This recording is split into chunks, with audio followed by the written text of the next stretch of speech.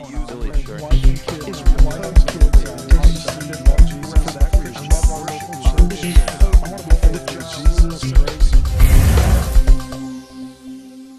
This is Nat Nasworth with the Christian Post, and I'm on a video call with Congresswoman Anna Eshoo from California. And the topic today is the persecution of Christians and other religious and ethnic minorities in the Middle East. Congresswoman, thanks for joining us. Thank you. It's a pleasure. Okay, and so first of all, just for our viewers, you became interested in this topic in part because of your biography and your own family background. Could you share that with us? Certainly. Well, I'm a first-generation American. My mother and father both immigrated to the United States as children with their parents, my grandparents, Armenian on one side and Assyrian on the other, all Christians. And there was a reason that they immigrated. They fled. They fled for their lives because Christians were being slaughtered. My father's family were from northwestern Iran, not Iraq, but northwestern Iran, near the border of Russia between the Black and the Caspian Sea. There was a considerable community of Assyrians that came from that region. In more recent times, from Tehran, and even more now in Iraq. But what we are witnessing today, and have been witnessing, this didn't just begin with the ISIS. It really began with after the invasion of the United States into Iraq. So this is a living history for me. What is taking place now are the same stories that my grandmothers told me, of what they witnessed, of what they endured, of the family members that did not make it because they were slaughtered. So this is very real to me.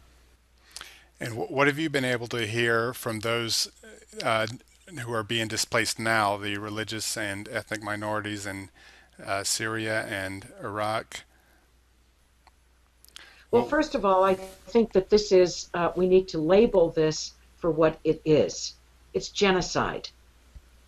It's genocide. And I don't think any president wants to have genocide not dealt with next to their name. It matters not whether it's a Republican administration or a Democratic administration. So is it complicated in terms of what American foreign policy should be? Yes, because foreign policy always is complicated. But there is an urgency now, given what ISIS has done and continues to do, and that is to slaughter people who will not convert.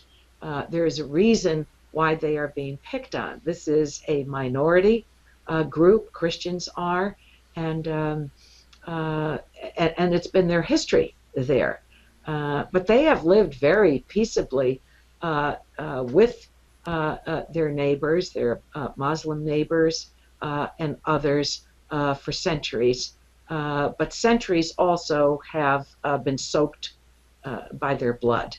And so the urgency now is, as they have fled to the north of Iraq, many fled before.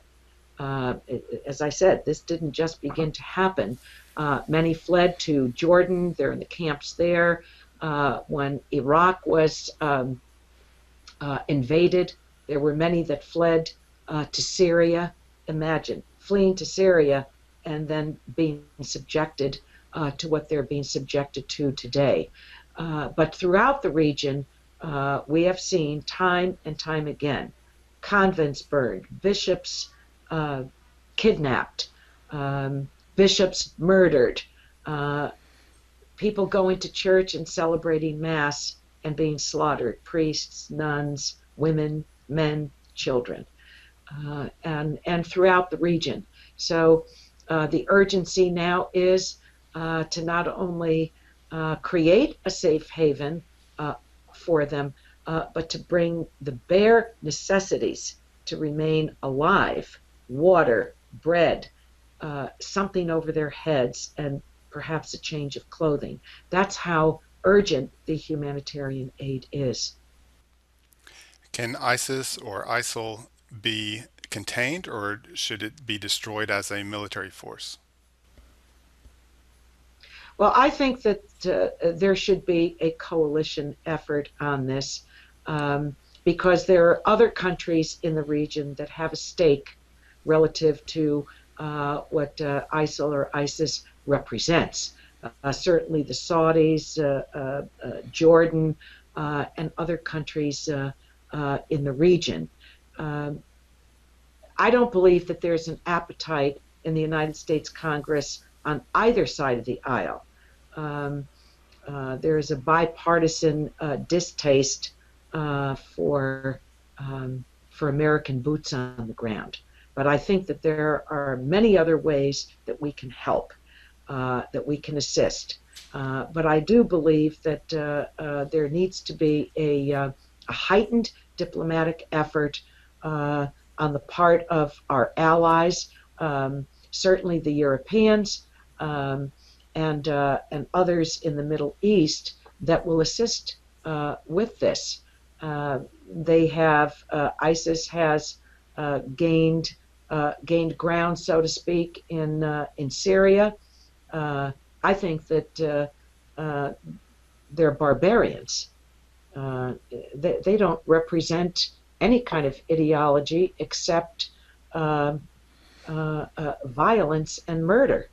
And I think all the countries in the region, as well as our allies, um, have a national security interest in this as well. And of course, we are involved now with airstrikes and some humanitarian aid. Is there something else that the U.S. can do that it's not already doing? Well, I think that what we called on the administration to do on a bipartisan basis, we passed a resolution, which most people don't realize. Some of these resolutions can take 2 and 3 years to make their way to the floor. We accomplished this inside of a week. And it's a very important expression of the United States House of Representatives, and contained in the language, and also a bipartisan letter to the president referring to this as genocide, and what steps need to be taken, front and center humanitarian aid, but also assisting the Kurds because they needed assistance, and that's the safe haven for so many of the Christians. And on the heels of that, the administration did take up the airstrikes. Um, I think in many ways, you disperse ISIS and ISIL. They take up residence in different communities. So I think that all eyes are on the new Iraqi government and what they are going to be able to put together. It is their country. It is in their interest that this organization be stopped in their tracks. I don't think anyone is safe, Muslim or Christian, but certainly they have targeted the Christians. So I think that a united coalition on all of these issues is really very, very important. And of course, they've taken up arms, and they're the arms that they've taken away from the Iraqis that we paid for and used while we were there. There are so many ironies in this, but there is, I think, a very solid case to be made for a coalition, both on the humanitarian side and also on the security side as well.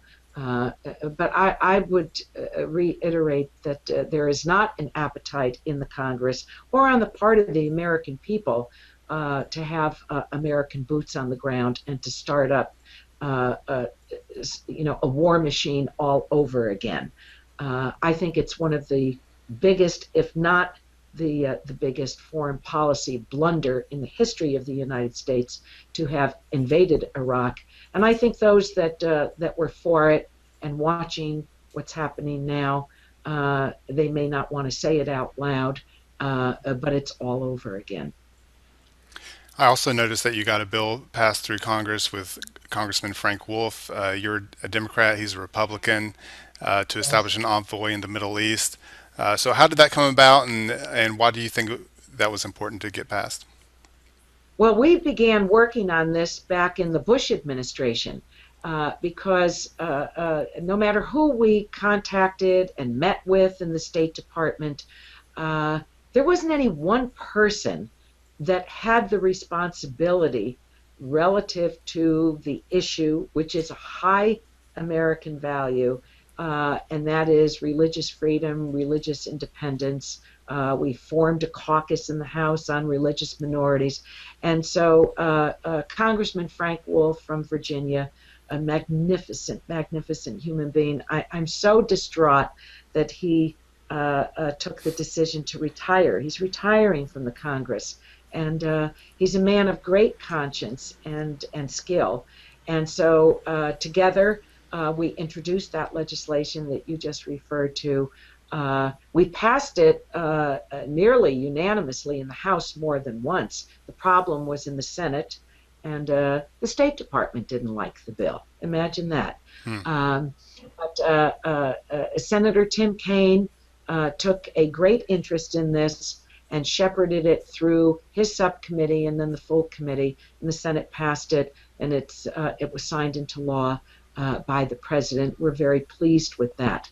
Um, and the reason that we did it is what I already stated. It was based on our experience over two administrations, not one, but two, that there wasn't anyone singularly responsible for this, and we thought that there should be, and now there will be. Congresswoman Eshoo, thank you. Thanks for joining us.